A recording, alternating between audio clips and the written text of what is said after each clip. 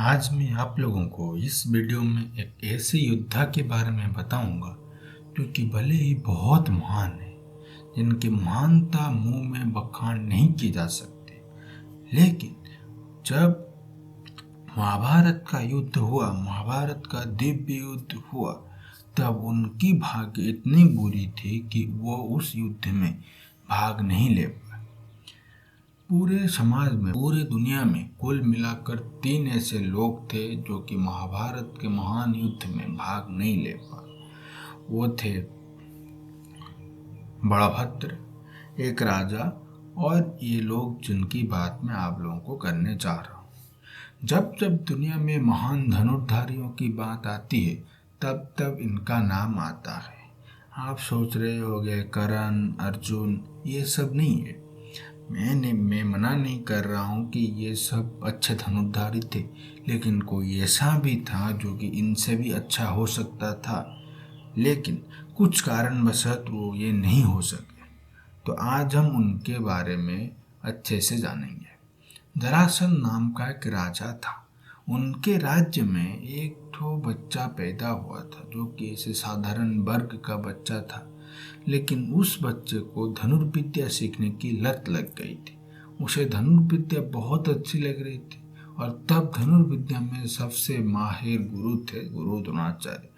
तो उनके पिता ने उनके बेटे को धनुर्विद्या सिखाने के लिए द्रोणाचार्य के पास भेजा, लेकिन द्रोणाचार्य ने उनको पढ़ाने से, उनको विद्या देने से यह कहकर मना कर दिया कि मैं सिर्फ ब्राह्मण और क्षत्रियों के बच्चों को ही पढ़ाता हूँ। तो वो तो उनसे पढ़ नहीं पाए, लेकिन उनको यही चाहत थी कि अगर मेरे को पढ़ना है तो सिर्फ उन्हीं से पढ़ना है। तो वो क्या किया, गुरु द्रोणाचार्य का जो आश्रम था उससे कुछ ही दूर में एक तो कुड़िया बनाया, उसके अंदर एक द्रोणाचार्य का मूर्ति बना, फिर उसके सामने वो अभ्यास करता गया। वो जो छुप के जाकर देखता था जब गुरु द्रोणाचार्य उन लोगों को सिखाते थे, फिर आकर इधर गुरु के मूर्ति के सामने बैठकर तपस्या करता और अध्ययन करता। ऐसे करते करते धीरे धीरे वो बहुत अच्छी तरह से धनुर्विद्या सीखने लगा, अच्छे अच्छे कौशल सीखने लगे, और वो बहुत पारंगम धनुर्विद्या हो गया। एक दिन क्या हुआ था कि गुरु द्रोणाचार्य अपने कुत्ते के साथ कहीं घूमने जा रहे थे। तब क्या होता है, उनकी कुत्ता जो भौंकता है, तो उसी के भौंक के वजह से, उसी के आवाज़ के वजह से उस व्यक्ति का धनुर्विद्या में, धनुर्अध्ययन में पीड़ा आती है। इसलिए वो क्या करता है, 5 बाण चलाता है। लेकिन वो बाण इतने कौशल से चलाता है कि वो कुत्ते के मुंह में तो जाती है, लेकिन कुत्ते को कोई नुकसान नहीं करती, और नुकसान करे बगैर कुत्ता का मुंह बंद कर देती है। तो ये देखकर गुरु द्रोणाचार्य भी चकित रहे कि कौन है ऐसा धुरंधर के, कौन है ऐसा धनुर्धारी जो कि ये कर सकता है। तो वो जाकर उनके पास गए तो देखे, जाने कि क्या चल रहा है। तब द्रोणाचार्य को एक बात याद आई। उन्होंने प्रतिज्ञा ली थी कि मैं अर्जुन को दुनिया का सबसे श्रेष्ठ धनुर्धारी बनाऊंगा। अगर ऐसा है, अगर उन्हें अर्जुन को सबसे श्रेष्ठ धनुर्धारी बनाना है, और ये बच्चा जिंदा रहते हुए, ये असंभव है, ये बच्चा अर्जुन से 100 गुना अच्छा धनुर्धारी है। तो उन्होंने क्या किया, बोला अब तुम तो विद्या पा चुके हो, अब जैसे तुम मेरे को गुरु मानकर विद्या पा चुके हो, इसी हिसाब से तुम्हें मुझे गुरु दक्षिणा देना चाहिए। तो वो भी बोले, गुरुजी आप जो मांगेंगे मैं वो खुशी खुशी दे दूंगा, अब मांग के ही देखिए। वो बोले कि, यानी गुरु द्रोणाचार्य बोले कि मेरे को ज़्यादा कुछ नहीं चाहिए, तुम्हारे दाहिने हाथ की वृद्धा अंगूठी काट कर मुझे दे दो। ये बहुत हैरान कर देने वाली बात थी, क्योंकि अगर वो बंदा अपने दाहिनी हाथ की वृद्धा अंगूठी काट कर उन्हें दे दे तो क्या होता कि वो और धनुर्बाण नहीं चला सका। यही हुआ, उसने भी कुछ हाँ ना कुछ नहीं बोला, फिर सिर्फ अंगूठा काट कर गुरुजी को दे दिया। गुरुजी बोले तो वो दे दिए। अब वो धनुर्विद्या कैसे चलाएगा, धनुर कैसे चलाएगा। फिर वो क्या क्या, फिर कसरत करने लगा अपनी और 2 अंगूठी के साथ, वो फिर धनुर्बाण चलाने लगा। ऐसा चलता गया चलता गया। फिर अगर अभी तक भी आपको इस बालक का नाम याद नहीं आ रहा है, कि आप नहीं जानते इनका नाम, तो इनका नाम एकलव्य है। एकलव्य इस बुद्धांगुठी काट के देने के साथ गुरु शिष्यों के जो संबंध है उसको कई ऊंचाइयों तक ले जाता है। हाँ, ये जो चीज़ गुरु द्रोण ने की, ये गुरु द्रोण के हिसाब से बहुत खराब चीज़ थी, लेकिन जो एकलव्य ने की वो बहुत सम्मानजनक बात थी। तो ये बात बाद में, लेकिन वो महाभारत युद्ध में क्यों हिस्सा नहीं ले पाए? इतने बड़े योद्धा होने के बावजूद वो क्यों हिस्सा नहीं ले पाए? अगर वो हिस्सा लेते तो किस तरफ से ले सकते थे, आज हम इस बारे में भी जानेंगे। जैसा कि मैंने पहले ही बता चुका था, वो जरासंध राज्य का एक ठो आदमी था, और जरासंध राज्य में एक ठो और भी जरासंध का बेटा शिशुपाल था। शिशुपाल को श्री कृष्ण ने मार दिया था। क्यों मारा था?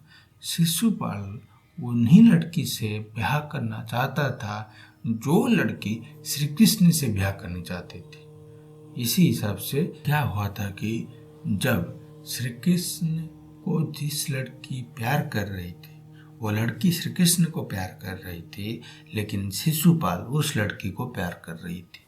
वो लड़की का नाम रुक्मिणी था। वो रुक्मिणी श्री कृष्ण का सबसे प्रिय पत्नी भी थी। तो क्या हुआ था कि जब श्री कृष्ण रुक्मिणी को लेकर भाग के जा रहे थे, तब शिशुपाल ने क्या किया, इसको भेजा, एकलव्य को भेजा कि बस तुम जाओ और तुम वहीं पे जाकर मेरे पत्नी को, मेरे होने वाले पत्नी को श्री कृष्ण से उधार कर ले आओ। भला वो कितने भी धनुर्धारी, अच्छा धनुर्धारी क्यों ना हो, भले कृष्ण तो कृष्ण है, वो तो भगवान है, उनके सामने टिक पाना इतना तो आसान बात है ही नहीं। तो वो भी उस तरह दौरान नहीं टिक पाया। उसके बाद भी उधर श्री कृष्ण ने उनको नहीं मारा था। उसके बाद भी श्री कृष्ण चले गए, उसको छोड़कर चले गए, उसको सिर्फ पराजित किया, छोड़कर चले गए।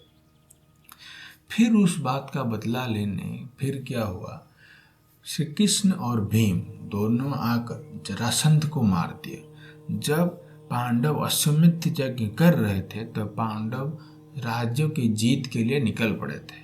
तब भीम आकर जरासंध को मल्ल युद्ध में ललकारा, और मल्ल युद्ध में उसके शरीर को दो हिस्सों में चीर कर एक हिस्सा दाहिने तरफ, यानी कि दाहिने वाला हिस्सा बाईं तरफ और बाईं वाला हिस्सा दाहिने तरफ फेंक कर जरासंध को मार दिया। अब जरासंध तो मर गया, यानी कि एकलव्य की जो राजा थे वो तो मर गए। जब वो मर गए तब एकलव्य फिर क्रोधित हो गया। एकलव्य को फिर सोचने लगा कि इस मेरे, यानी कि मेरे राजा के मौत की वजह कौन है, श्री कृष्ण है। इसीलिए वो क्या किया, द्वारिका पर आक्रमण करने निकल पड़ा। जब वो द्वारिका पर आक्रमण करने निकल पड़ा तब द्वारिका के वासी उस काम में कोई हिस्सा नहीं था।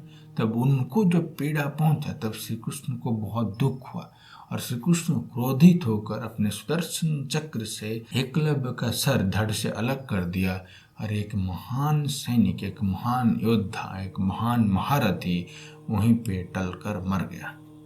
यही था एकलव्य की महान गाथा। लेकिन यहाँ पे मैंने एक तो चीज छोड़ दी है कि मैंने बोला कि महाभारत युद्ध में पूरे विश्व में सिर्फ 3 ही लोग थे जो कि महाभारत युद्ध को नहीं लड़ रहे थे। एक एकलव्य हो गया, एक बलभद्र हो गए, यानी कि श्री कृष्ण के बड़े भाई, और एक कौन है, ये मैं आप लोगों के लिए छोड़ रहा हूँ ताकि आप लोग ये बात ढूंढ कर मेरे को बताए कि ये तीसरे आदमी कौन थे जो कि महाभारत युद्ध में भाग नहीं ले पाए थे। अगर वो भाग नहीं ले पाए थे तो भाग क्यों नहीं ले पाए थे, ये बात अगर हो सके तो आप मेरे को बता दीजिए, वरना मैं कोशिश करूँगा कि अगले एक वीडियो में मैं ये बात पे आप लोगों को बता दूँ।